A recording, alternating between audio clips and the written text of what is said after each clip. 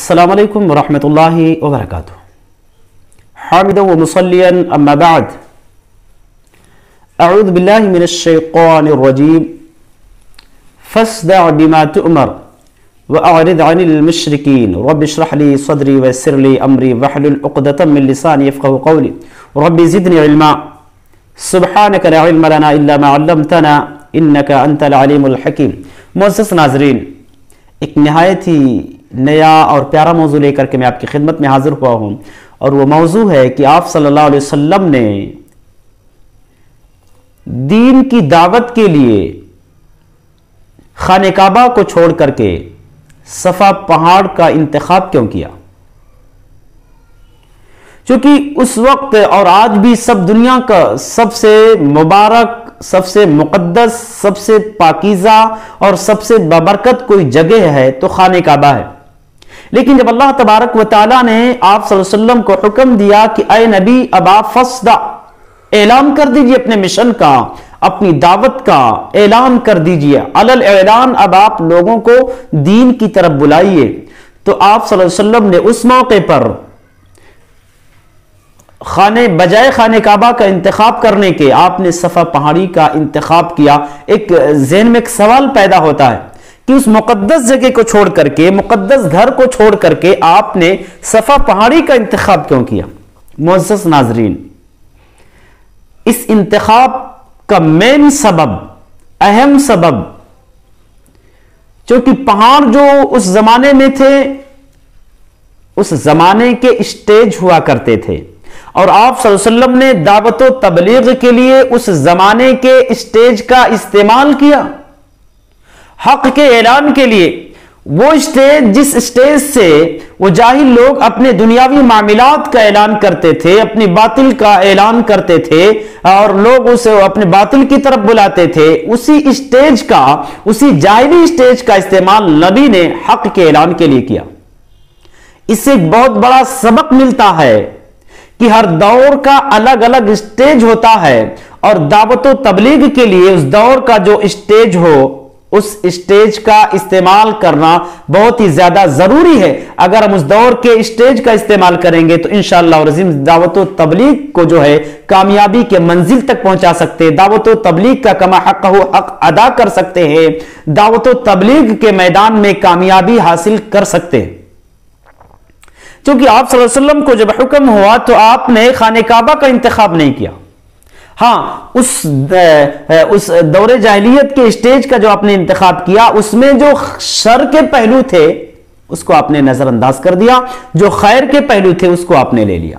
عربوں کا معمول تھا کہ جب بھی کوئی ناگہانی آفت یا کوئی بھی مصیبت اجتماعی مصیبت آنے والی ہوتی، کوئی اجتماعی خطرہ آنے والا ہوتا قوم پر، تو قوم کا کوئی بھی فرد جو اس کے قریب پہاڑ ہوتا، اس پہاڑ پر چڑھ جاتا، برہنہ ہو جاتا، کپڑا نکال کر کے اس کپڑے کو ہلا کر کے اعلان کرتا کہ بہت بڑا خطرہ آنے والا ہے، بہت بڑی مصیبت آنے والی ہے۔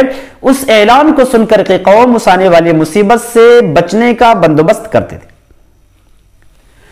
چنانچہ آپ صلی اللہ علیہ وسلم نے اس اسٹیج میں جو خیر کا پہلو تھا، یعنی دعوت کا پہلو آپ نے اختیار کر لیا، اور جو ان کا جو شر کا پہلو تھا، یعنی کپڑا نکالنا، برہنہ ہو جانا، یہ شر کا پہلو آپ نے چھوڑ دیا۔ اس سے ہمیں اور آپ کو سبق ملتا ہے کہ آج ہمارے دور میں جو اسٹیج ہے، اس اسٹیج کا ہمیں انتخاب کرنا چاہیے، اس کا استعمال کرنا چاہیے۔ آج کا سب سے بڑا اسٹیج جو ہے وہ میڈیا ہے، لیکن افسوس کے ساتھ کہنا پڑتا ہے کہ آج دنیا میں جتنی بھی میڈیا ہے، سب یہودیوں کے قبضے میں ہے، کرسچنوں کے قبضے میں، غیروں کے قبضے میں، ان کے کنٹرول میں۔ صورتحال بالکل الٹا۔ صورتحال یہ ہے کہ میڈیا جو سنانا چاہتی دنیا سنتی، جو بتانا چاہتی دنیا جو ہے وہی جانتی ہے، میڈیا جو دکھانا چاہتی دنیا وہی دیکھتی، حق کو باطل بنا کر کے اور باطل چیزوں کو دنیا کے سامنے عیاں کیا جاتا۔ آج ضرورت ہے ہمارے اور آپ کے لیے کہ ہمارے پاس میڈیا ہو، ہمارے پاس چینلز ہوں، اور ہمارے پاس جو ویب سائٹس ہوں جس کے ذریعے سے ہم حق کی نشر و اشاعت کر سکیں، حق کا اعلان کر سکیں۔ چونکہ جس اسٹیج سے دنیا باطل کا اعلان کر رہی ہے، آج ہمیں اس اسٹیج کو سنبھالنے کی ضرورت ہے، اس اسٹیج پر قبضہ کرنے کی ضرورت ہے حق کے اعلان کے لیے۔ یہ ہمارا حق بھی ہے اور ہماری اور آپ کی ذمہ داری بھی ہے۔ میڈیا کا استعمال کرنا، آج دنیا میں جتنی بھی قومیں ہیں سب کے پاس میڈیا ہے، سب کے پاس مختلف ویب سائٹس، مختلف قسم کے چینلز ہیں، سوائے مسلمان کے۔ ان کے پاس کوئی میڈیا نہیں، ان کے پاس کوئی ویب سائٹ نہیں، کوئی چینلز نہیں۔ دیگر جو قومیں یہودی ہیں، کرسچن ہیں، نصرانی ہیں، ان کے پاس اسلام کے نام پر اسلامک چینلز نظر آئیں گے کہ یہ اسلامی چینل ہے، اسلام کے نام پر بہت سارے ویب سائٹس ہیں ان کے۔ لیکن جب ان کے سائٹوں میں گھسیں گے آپ، وہاں جب ان کی دنیا میں داخل ہوں گے تو بہت ساری بدعقیدگیاں، بہت ساری برائیاں، بہت سارے گھناؤنے جرم اس کے اندر بھرے ہم بظاہر وہ اسلامک چینل نظر آئے گا، لیکن اندر جانے کے بعد بدعقیدگی کی ساری حدیں انہوں نے کراس کر دی ہیں۔ اس کے اندر جہالت کی باتیں، بدعقیدگی کی باتیں، گمراہیت کی باتیں، شرک و بدعات کی باتیں، دنیاوی رسم و رواج، یہ ساری باتیں آپ کو ان کے چینلز میں ملیں گے۔ تو مسلمانوں، معزز ناظرین، ہمارے اور آپ کی ذمہ داری ہے اور ضرورت ہے وقت کی کہ ہم میڈیا کا استعمال کریں حق کے اعلان کے لیے۔ ہمارے پاس میڈیا ہونا چاہیے، ہمارے پاس چینلز ہونے چاہیے، ہمارے پاس جو ہے اسلامک ویب سائٹس ہونے چاہیے، جس کے ذریعے سے یہ بہت بڑا ذریعہ ہے دعوت و تبلیغ کا۔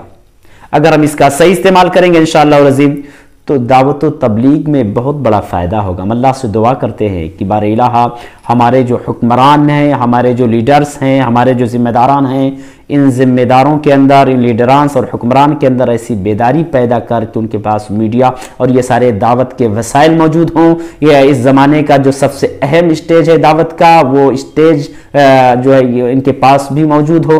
ہم اللہ سے دعا کرتے ہیں کہ اللہ تعالی ہم تمام مسلمانوں کے پاس ایسے اسٹیج کی فراہمی پیدا فرما۔ آمین۔ السلام علیکم ورحمۃ اللہ وبرکاتہ۔